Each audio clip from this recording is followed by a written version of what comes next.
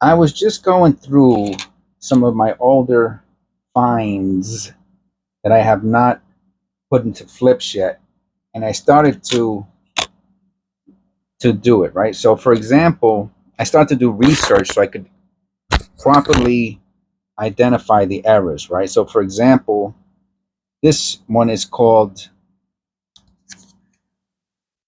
I'm gonna see if I could see it. I know it's I got them in flips already, so I know I should have done it before I have it in the flip. But you can see the spread of the letters, and on some of them it's a tilted hub, and on others it's grease. So when I researched this one, I saw that it was called grease mediated radial smear, and I guess it's a little bit more severe than when it's a tilted hub. And I guess so. I saw this and I was like, oh, that looks a little bit more severe than a tilted hub. And when I looked it up, I saw it, and it's more specific though with wheat sense. And this one here has some severe damage, which is also probably caused by grease. The grease either holds dust or something on it that when it strikes, it makes certain types of damage.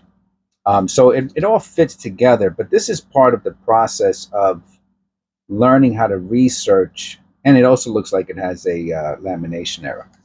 But the more interesting one was this one. As far as relating to um, a specific error, because I saw this and I said, you know what this reminds me of?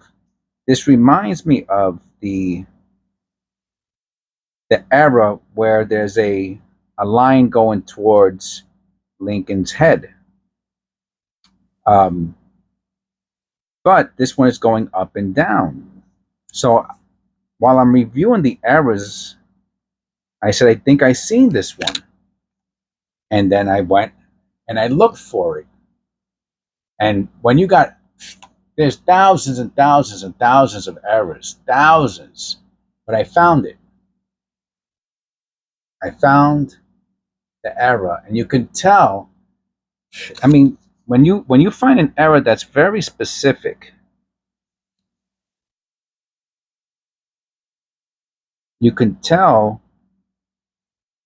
because they look extremely similar to the ones that are documented. Extremely, extremely similar. And the interesting thing is on this one here, even though this is the one that's going towards the head, they look extremely similar. But the one thing that I did learn, or in my studies, is that feeder errors tend to go up and down at an angle, north to south, but more like southwest to northeast, north southwest, like this direction, as opposed to horizontal or vertical. And this one is called a strike through error or a field restricted strike through. And it's a feeder error when the grease on the feeder gets smeared onto the planchet and then it gets struck by the hammer, it will create this type of error. Now, this is so specific, right? And as you can see it there. And you might say, well, how do you know that? Well, I read it. This is it. Field restrict. But it was only because of all the research that I do. I was like, I know I saw something similar to the error I have, and I found it. So I want to share that with you because this is part of the process of researching your pennies. And this could be something that someone might miss. Now, you might say, oh, what's that worth? Well, this is a very specific, first of all, this is an old penny, right? So it's a 46 Denver. The condition's very good. It looks like it has a lamination error, right? Because you can see the discoloration. Yeah, it does have a lamination error. So, and I would put this in, I don't know about AU condition, but definitely very fine condition. I would say it's better than fine. So let's look for, I'll go on eBay. I'll put in 1946 error, penny. Let's just see what comes up. Just as a, you know what I'm going to do? And it's a D wheat. It's a D, right? The D wheat. And then I'm going to go to sold.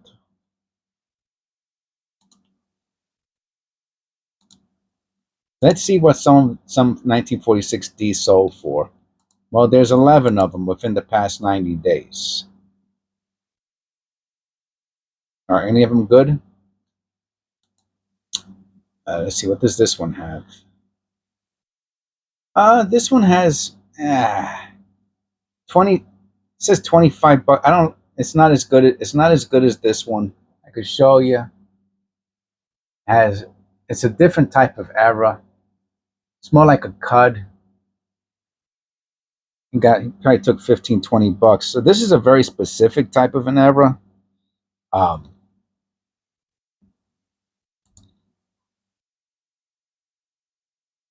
don't know. And the condition is very good. I mean, it might be a $20 or $30 penny, maybe more, depending on. I would have to do research on this very specific exact error. But the point is that it's a process, right? To learn how to research errors and then determining what it is.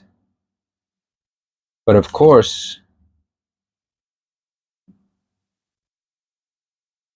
it takes time, and you're not always right. Now, if I submitted this and they said, "Oh, it's not a field restricted strike through, it's something else," then what are you going to do, right? You have to go by what the experts say, but you have to be willing to make mistakes and to learn, and not let people who want to knock you down keep you down.